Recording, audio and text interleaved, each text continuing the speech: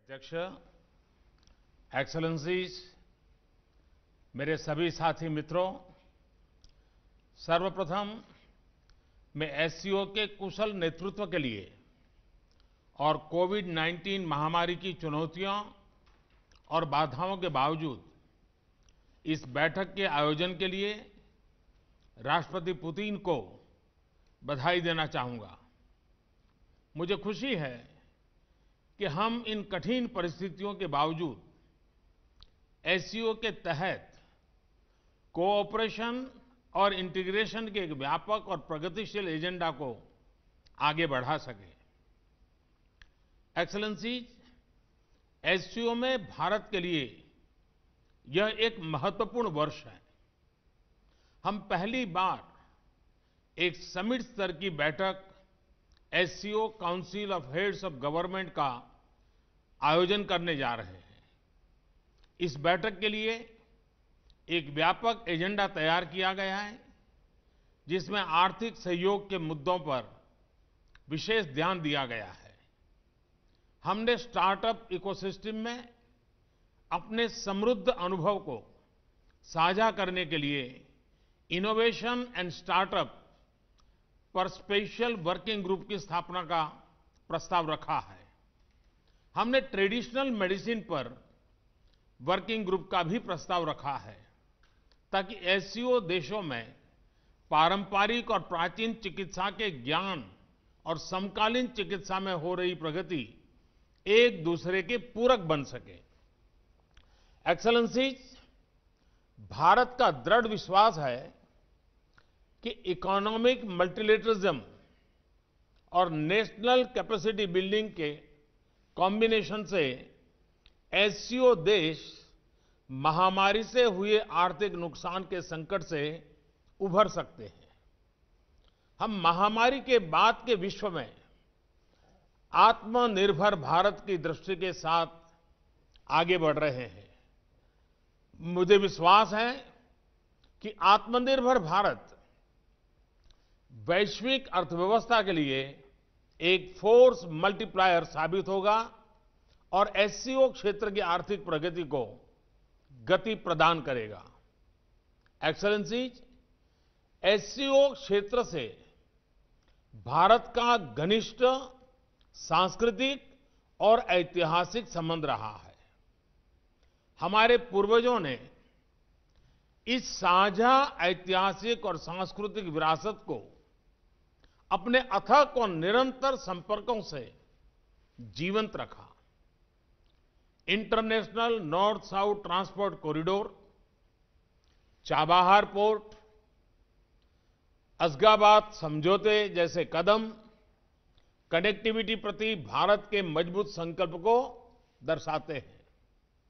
भारत का मानना है कि कनेक्टिविटी को और अधिक गहरा करने के लिए यह आवश्यक है कि एक दूसरे की संप्रभुता और टेरिटोरियल इंटीग्रिटी के सम्मान के मूल सिद्धांतों के साथ आगे बढ़ा जाए। एक्सेलेंसीज, यूनाइटेड नेशंस ने अपने 75 इयर्स पूरे किए हैं, लेकिन अनेक सफलताओं के बाद भी संयुक्त राष्ट्र का मूल लक्ष्य अभी अधूरा है। महामारी की आर्थिक और सामाजिक पीड़ा से जूझ रहे विश्व की अपेक्षा है ये यूएन की व्यवस्था में आमूलचूल परिवर्तन आए। हमारे यहां शास्त्रों में कहा गया है, परिवर्तनमेव स्थिरमस्ति, परिवर्तन ही एकमात्र स्थिरता है। भारत 2021 से यूएन सिक्योरिटी काउंसिल में एक गैर स्थायी सदस्य के रूप में भाग लेगा। हमारा ध्यान वैश्विक शासन विधि में संभावित बदलाव लाने पर केंद्रित होगा। एक रिफॉर्म मल्टीलेटरलिज्म जो आज की वैश्विक वास्तविकताओं को दर्शाएं, जो सभी स्टेक होल्डर्स की अपेक्षाओं, समकालीन चुनौतियां और मानव कल्याण जैसे विषयों पर चर्चा करें।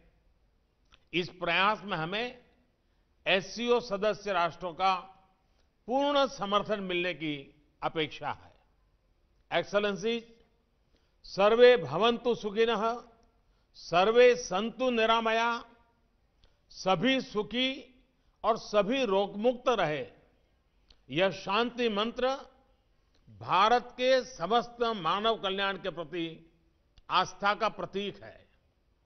अभूतपूर्व महामारी के इस अत्यंत कठिन समय में भारत के फार्मा उद्योग ने 150 से अधिक देशों को आवश्यक दवाएं भेजी हैं।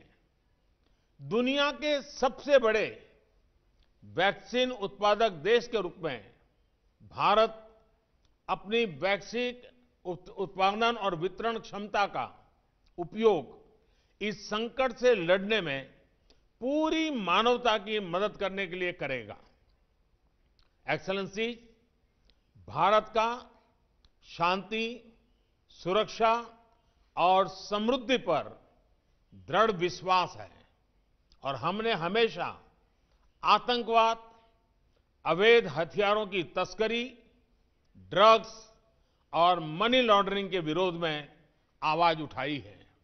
भारत एससीओ चार्टर में निर्धारित सिद्धांतों के अनुसार एससीओ के तहत काम करने की अपनी प्रतिबद्धता में दृढ़ रहा है, परंतु यह दुर्भाग्यपूर्ण है कि एससीओ एजेंडा में बार बार अनावश्यक रूप से द्विपक्षीय मुद्दों को लाने के प्रयास हो रहे हैं, जो एससीओ चार्टर और शंघाई स्पिरिट का उल्लंघन करते हैं।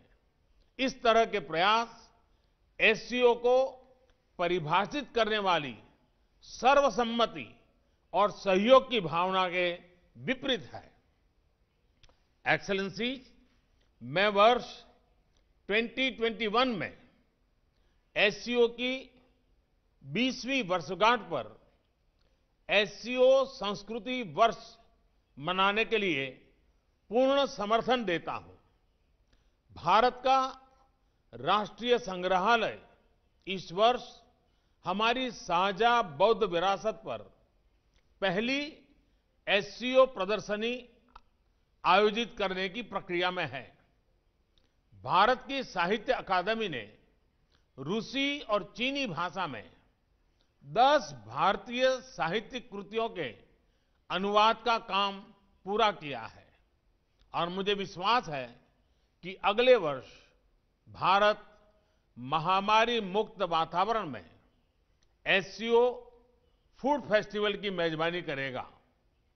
मुझे प्रसन्नता है कि समस्त एससीओ देशों के ऑफिशियल्स और डिप्लोमेट्स ने हाल में बीजिंग में एससीओ सचिवालय के सहयोग से आयोजित योग कार्यक्रम में बढ़ चढ़कर भाग लिया। एक्सेलेंसी, मैं एक बार फिर राष्ट्रपति पुतिन को उनके कुशल और सफल नेतृत्व के लिए बधाई देता हूं और इस बैठक के लिए उन्हें धन्यवाद देता हूं। मैं राष्ट्रपति इमामोली रहमान को अगले वर्ष के लिए एससीओ की अध्यक्षता करने के लिए बधाई और शुभकामनाएं देना चाहता हूं और ताजिकिस्तान के सफल अध्यक्षता के लिए भारत के पूर्ण सहयोग का आश्वासन भी देता हूं। बहुत बहुत धन्यवाद।